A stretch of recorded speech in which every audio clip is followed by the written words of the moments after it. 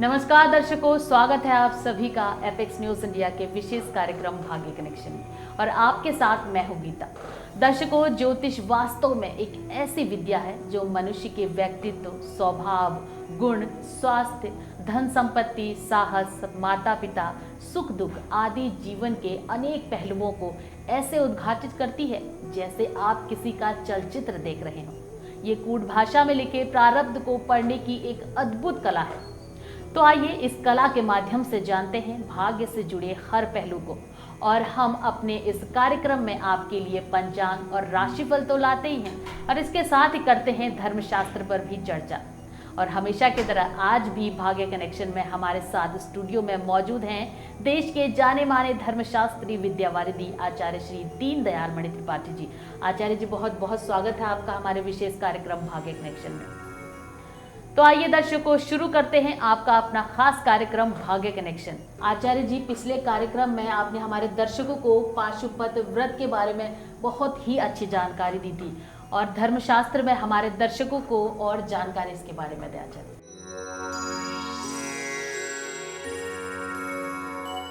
पाशुपत व्रत के संबंध में महिमा और उसकी विधि पे कुछ और विशेष तथ्यों पर ध्यान डालेंगे।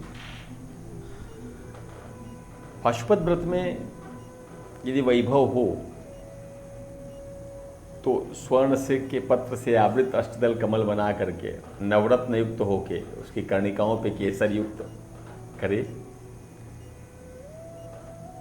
और उस पे भगवान का आसन बना करके भगवान को पधरावे। अन्यथा धन न हो तो लाल या श्वेत कमल के फूल का आसन अर्पित करे। वह भी न हो तो केवल हृदय में कमल की भावना करके भगवान को आसन अर्पित करें। उस कमल की कर्णिका या मध्य भाग में पीठिका से छोटे से स्फटिक मणिमय शिवलिंग की स्थापना करें और विधि पूर्वक उस शिवलिंग का पूजन करना चाहिए। उस लिंग की शुद्धि करने से पहले शास्त्रीय विधि के अनुसार उसकी स्थापना कर ले, फिर आसन दे। भगवान के पांचों मुखों की कल्पना करके पंचगव्य से अपने पूर्ण वैभव के अनुसार संग्रहित भरे हुए सुंदर पवित्र कलशों से भगवान को स्नान करा दे। फिर सुगंधित द्रव्य कपूर, चंदन, कुमकुम आदि से वेदी सहित आभूषणों से भूषित शिवलिंग का अनुलेपन करना चाहिए। बेल्लोपत्र, रक्त कमल, श्वेत कमल, नील कमल, अन्य भी सुगंधित जो पुष्प मिलते हैं उससे सुगंधित पुष्प, पवित्र और उत्तम पत्र, दुर्वा है, अक्षत इत्यादि जितने भी उपचार हैं वह सब भगवान शिव के उस उत्तम विग्रह पर, शिवलिंग पर जो भी प्राप्त सामग्री है उससे महापूजन करना चाहिए।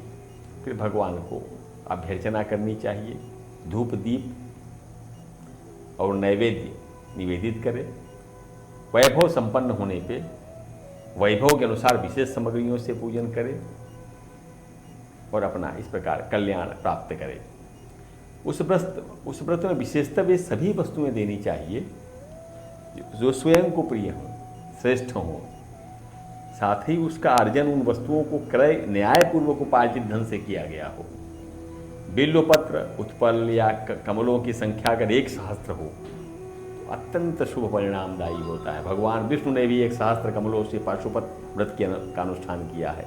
अन्य पत्रों, पुष्प और फूलों में से प्रत्येक एक संख्या 108 फूलों से अर्चित करें। बिल्वपत्र को विशेष रूप से रखें, उसको नहीं छोड़ना चाहिए। अगर स्वर्ण कमल बनवाए छोटा सा भी तो 1 सहस्त्र कमलों के बराबर वह 1 स्वर्ण कमल होता है। नील कमल के संबंध में भी यही विशेष है कि 1 सहस्त्र कमल के बराबर 1 नील कमल होता है।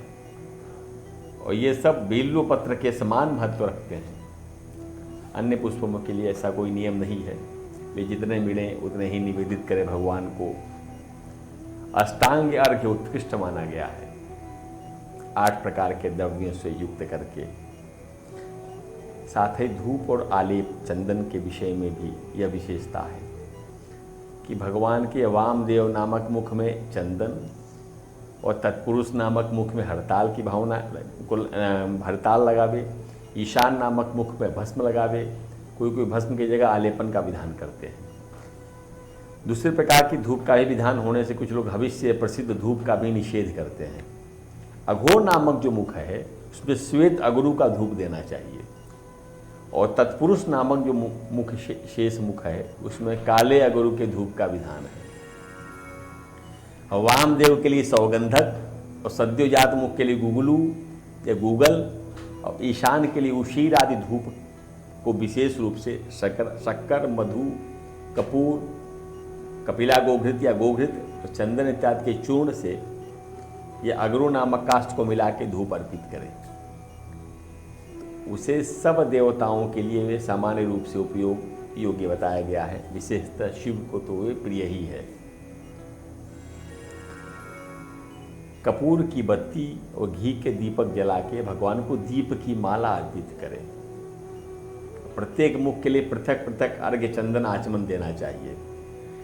अब आती है आवरण पूजन की बात। भगवान शिव के यंत्र में विद्यमान प्रथम आवरण, द्वितीय आवरण, जैसे किसी नगर के मध्य में कोई राजा है तो उसमें परकोटे बने हैं, या जब कोई परिसर है तो प्रथम अंदर का परिसर, अंदर का, फिर बाहर का परिसर, फिर इसी प्रकार भगवान के जो विविध आवरण हैं उन आवरणों में विद्यमान देवताओं की अर्चना को आवरण अर्चना कहते हैं, आवरण पूजन कहते हैं। तो प्रथम आवरण में गणेश और कार्तिकेय की पूजा करें, उनके साथ उन बाह्य अंगों की भी पूजा करें। प्रथम आवरण की पूजा होने पर द्वितीय आवरण में चक्रवर्ती विघ्नेश्वरों का पूजन करना चाहिए। साथ ही जब तृतीय आवरण का क्रम आवे तो उसमें भव इत्यादि भगवान शिव की 8 मूर्तियां हैं, उन अष्टमूर्तियों के पूजन का विधान है। इसी क्रम में आवरण पूजन करके भगवान शिव को संतुष्ट करना चाहिए। आचार्य जी, आप बताएं कैसा रहने वाला है मेष, वृष, मिथुन और कर्क राशि का दिन गुरुवार के दिन लोगों के लिए? सबसे पहले मेष राशि।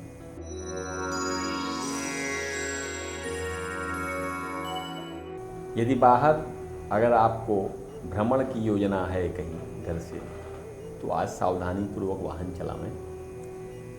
प्रयास करें कि स्वयं वाहन न चलावें, क्योंकि दुर्घटना, चोट चपेट हो सकती है।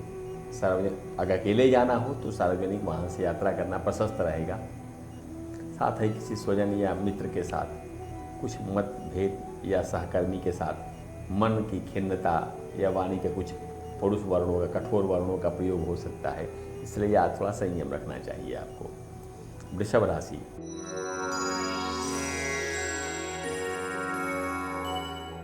सामाजिक मंच पे तथा सोशल मीडिया पे आज सक्रिय यदि आप हैं तो किसी अज्ञात व्यक्ति से कोई विवाद हो सकता है, कोई खिन्नता हो सकती है। इसलिए सामाजिक सोशल मीडिया की जो मंच हैं उन पे कोई विषय अर्चित करके विवादास्पद होने से बचें। अपने किसी विशिष्ट विषय को सूचित करने से पहले सावधानी रखें, अन्यथा आज विवाद की संभावना है, सामाजिक विवाद की। मिथुन राशि।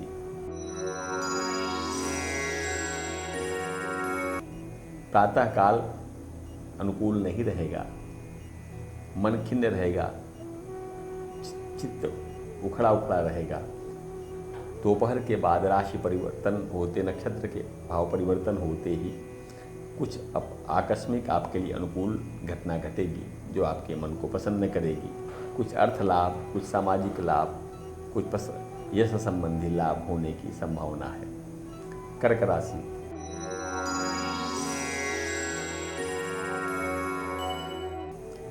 वे लोग जो प्रणय संबंधों में हैं वे आज सावधानी पूर्वक रहें।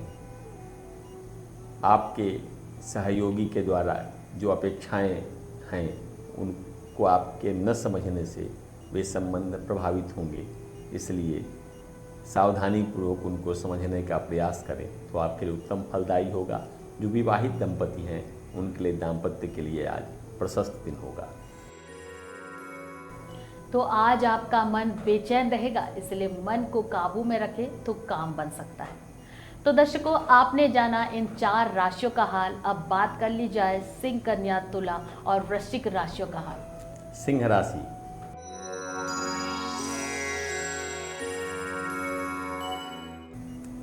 आज पारिवारिक जीवन में सुख शांति का वातावरण रहेगा। माता की विशेष कृपा और सहयोग प्राप्त होगा, किंतु पिता के स्वास्थ्य का विशेष ध्यान रखें। उन्हें कोई पुरानी जो स्वास्थ्य संबंधी समस्या है वो उभर सकती है या पीड़ा दे सकती है। कन्या राशि,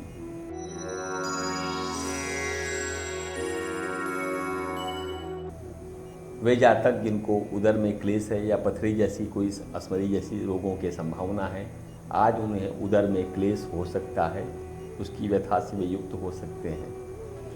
आजीविका में अर्थात नौकरी के क्षेत्र में कोई आशा के सूत्र उत्पन्न होंगे, लेकिन वे अभी आपको अनुकूल परिणाम न देके स्थगित रहेंगे। भविष्य में उनकी योजना पूर्ति की बनेगी। तुला राशि,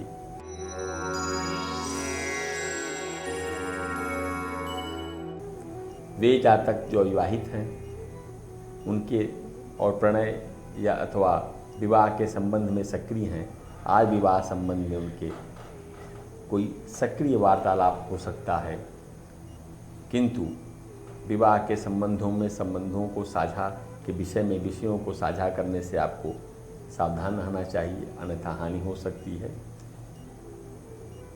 वृश्चिक राशि,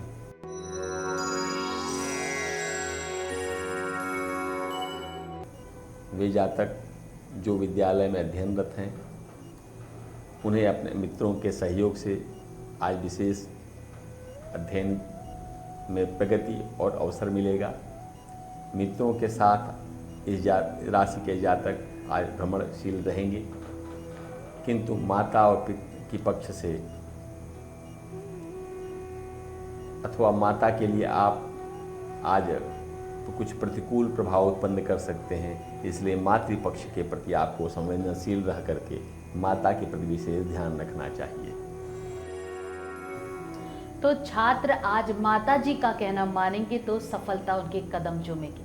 और आइए जानते हैं आचार्य जी से धनु, मकर, कुंभ और मीन राशियों के राशिफल के बारे में। आचार्य जी क्या कहती हैं इन राशियों की किस्मत? धनु राशि,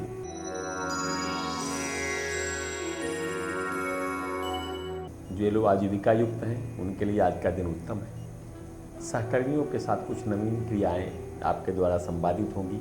कार्यालय में आज आपके पक्ष में सकारात्मक माहौल बना रहेगा। मकर राशि,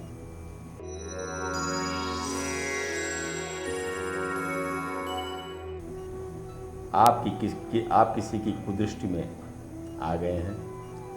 आज कुदृष्टि आपके ऊपर बनी रहेगी, इसलिए उसके प्रति आपको संवेदनशील रहना चाहिए। किसी अनिष्ट सोचने वाले से आज आपको सावधान रहना है। आर्थिक क्षेत्र में इसके प्रभाव से आपको कोई हानि हो सकती है। कुंभ राशि,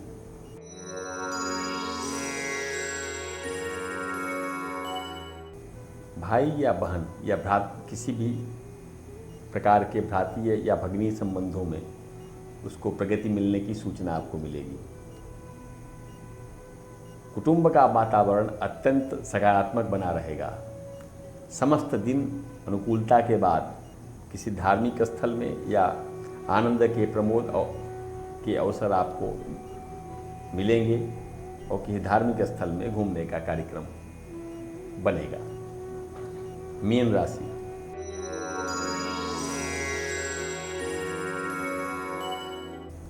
मीन राशि के जातक अपनी माता के स्वास्थ्य का विशेष ध्यान रखना चाहिए।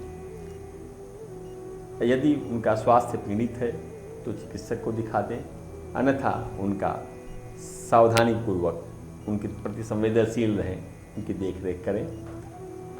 आज उनके रोग में कुछ विशेष वृद्धि होने की संभावना हो सकती है। तो अपनी माताजी के स्वास्थ्य का विशेष ख्याल रखें ताकि किसी समस्या से भी आप बच सकते हैं। तो आचार्य जी आपका बहुत बहुत धन्यवाद हमारे विशेष कार्यक्रम में शामिल होने के लिए।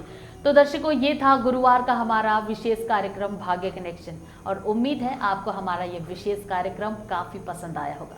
अब हम कल फिर आपसे मिलेंगे इस कार्यक्रम में। तब तक के लिए बने रहिए हमारे साथ सिर्फ एपेक्स न्यूज़ इंडिया पर, सिर्फ सच के साथ। नमस्कार।